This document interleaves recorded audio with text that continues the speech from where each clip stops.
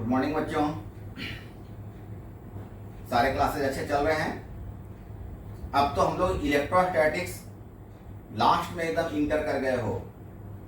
अब तो हार्डली आज के क्लास के बाद 3 क्लासेज हम लोग का और लगना चाहिए इस यूनिट में। दैट मीन्स ये यूनिट तुम लगभग फिनिश कर चुके हो। बहुत डिटेल क्लासेज हुई इस यूनिट में। लगभग 25-26 क्लासेज हम लोग का इलेक्ट्रोस्टैटिक्स में लगभग लगा। 2-3 क्लास और लगेगा। नियर अबाउट 30 क्लासेज हम लोग का इलेक्ट्रोस्टैटिक्स में लगभग हम लोग का गया। Is a very large, very long, very detail study. खैर, आते हैं अपने टॉपिक्स पर। अभी हम तुम लोग के पास एक क्वेश्चन लेकर आए हैं। अच्छा क्वेश्चन है। Energy stored in charge capacitor. यदि किसी कैपेसिटर में तुम एनर्जी को स्टोर कर रहे हो, चार्ज कर रहे हो, चार्ज करने का मतलब क्या हुआ बेटा? तुम्हारा मोबाइल का जो चार्जर है, कंसीडर करो कि वह एक कैपेसिटर है। तो तुम जो मोबाइल का चार्जर नहीं, जो मोबाइल तुम्हारा चार्ज होता है, मोबाइल का चार्ज होना, कंसीडर करो कि मोबाइल के भीतर एक कैपेसिटर है जो क्या करता है? चार्ज को स्टोर करके रखता है। तो आज का टॉपिक्स हमारा है कि वो कितना एनर्जी स्टोर किया, इसका हमको एक्सप्रेशन बताओ। अगर तुम चार्जर से मोबाइल को चार्ज कर रहे हो, उसके बैटरी को चार्ज कर रहे हो, बैटरी क्या होता है? बैटरी एक इलेक्ट्रॉनिक डिवाइस है जो चार्ज को स्टोर रखता है। बैटरी का काम यही है ना कि वो चार्ज को स्टोर करके रखे और धीरे धीरे धीरे धीरे मतलब एनर्जी अपने अंदर स्टोर करके रखे और वो एनर्जी को हम धीरे धीरे धीरे धीरे यूज करें। आज का क्वेश्चन वही है कि कितना एनर्जी वो स्टोर करेगा। तो बेटा हम एक कैपेसिटर ले लेते हैं। इस कैपेसिटर पर टोटल चार्ज कितना है? Q। अब टोटल चार्ज का मतलब समझना। जब तुम मोबाइल को चार्ज करते हो, बाय द वे मोबाइल अभी तुम्हारा 0% है। अब तुम चार्ज करते गए, टिक टिक टिक टिक, आगे बढ़ते गया 1%, 2%, जब 100% हो गया मीन जब तुम फुल चार्ज करते हो, टोटल चार्ज उस समय कितना टोटल चार्ज उसमें स्टोर हुआ? तो उसमें टोटल चार्ज Q स्टोर हुआ। कहां से? 0 से। इसका मतलब तुमको अभी समझ में आ गया कि इसमें लिमिट ऑफ इंटीग्रेशन क्या होगा चार्ज का? इसमें चार्ज का लिमिट ऑफ इंटीग्रेशन होगा 0 से लेकर कैपिटल Q तक। कैपिटल Q क्या है? टोटल चार्ज है, 100% है। कितनी कैपेसिटी का तुम्हारा कैपेसिटर है? तो C कैपेसिटी का है। और कितने पोटेंशियल से तुम इसको चार्ज कर रहे हो? V पोटेंशियल से चार्ज कर रहे हैं। हम एक चीज यहां पर लिखे हैं कि Q है नेट चार्ज, V है कॉरेस्पॉन्डिंग पोटेंशियल और C है कैपेसिटी। तो Q is equal to CV होगा ना। Total charge Q is equal to CV during the process of charging. अब हम इसको चार्ज करना शुरू करते हैं। जब चार्ज करना शुरू करेंगे, बाय द वे हम इसको क्यू चार्ज देते हैं किसी इंस्टेंट टी पर, किसी क्षण टी पर हम इसको चार्ज देते हैं स्मॉल क्यू। तो क्या हम कह सकते हैं Q is equal to CV? Q is equal to CV। यहां से पोटेंशियल फाइंड कर लो, V is equal to Q by C। ध्यान देना बेटा, कंफ्यूज नहीं होना है स्मॉल क्यू और कैपिटल क्यू में, नहीं है कंफ्यूज होना। कैपिटल क्यू है 100%, स्मॉल क्यू है एट इंस्टेंट टी, किसी क्षण टी पर उस कैपेसिटर को दिया गया चार्ज। दोनों में बड़ा प्रॉब्लम, दोनों में बड़ा डिफरेंस है, बड़ा डिफरेंस है।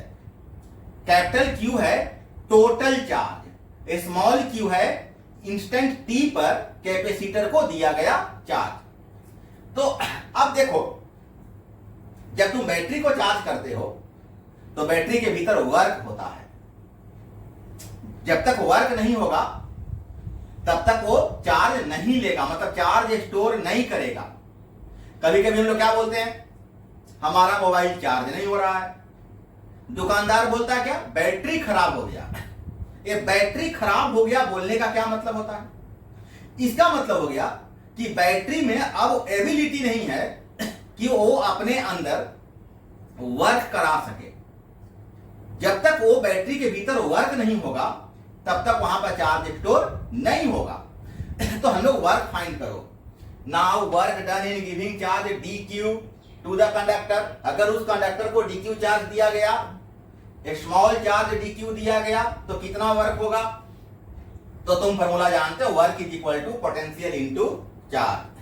Work small work dw, potential v और स्मॉल चार्ज dq। लेकिन ये क्या निकला? ये निकला स्मॉल वर्क। हमको अगर टोटल वर्क फाइंड करना होगा, total work done in giving total charge q, हम तो भी बताओ जब क्या मतलब हो रहा है? मतलब हो रहा है कि जब हम small work dq, small charge हम dq दिए तो उससे वर्क dw हुआ, तो टोटल 100% चार्ज करने में कितना वर्क होगा? तो total work is equal to हम dw को क्या करेंगे? इंटीग्रेट कर देंगे। dw इज इक्वल टू कितना है? dw is equal to v into dq, v into dq। कहां से कहां तक? 0 से लेकर q तक।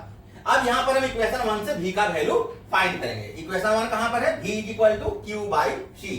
तो अब हम लोग यहां पर पुट करेंगे q बाई c। तो क्या हो जाएगा? w इज इक्वल टू 0 से q by c into dq। तो बेटा इक्वेशन 2 से हम वहां v इज इक्वल टू क्या पुट कर दिए? q by c। तो हो गया वहां पर क्या? q by c dq, q by c dq। यहां पर तुम 1 बाई c को बाहर निकाल लो, अंदर में क्या रहेगा? q dq, q dq। अब बोलो q dq का इंटीग्रेशन क्या होगा? क्या इंटीग्रेशन का तरीका है? n+1 by n+1। पावर में एक जोड़ते हैं, उतना से डिवाइड करते हैं। तो यहां पावर 1 है, 1+1 2 बाई 2। अब हम लिमिट पुट करेंगे, upper limit minus lower limit, capital Q square minus 0 square by 2, that mean W is equal to Q square by 2C। जो कैपेसिटर है उस कैपेसिटर के भीतर टोटल वर्क कितना हुआ? Q square by 2C। यही जो वर्क हुआ ना, वो कैपेसिटर के भीतर पोटेंशियल एनर्जी के रूप में स्टोर होता है। तुम जो बैटरी चार्ज करते हो ना, बैटरी के भीतर वर्क होता है, और जो टोटल वर्क हुआ वही टोटल वर्क उस बैटरी के भीतर पोटेंशियल एनर्जी के रूप में स्टोर होता है, जिसको तुम लंबे समय तक दिन भर यूज करते हो, और इस पोटेंशियल एनर्जी को हम U कहते हैं। दैट मीन्स यही हो गया U is equal to Q square by 2C। यही लाना था हमें। लेकिन इक्वेशन 1 में तुम्हें हम बताए Q is equal to CV, Q is equal to CV। Square है तो हम भी किए, अब स्क्वायर तोड़ लो, C square V square by 2C, C cancel, half CV square. तो एनर्जी इज इक्वल टू दो फॉर्मूला निकला, एक Q स्क्वायर बाई 2C और एक हाफ CV स्क्वायर।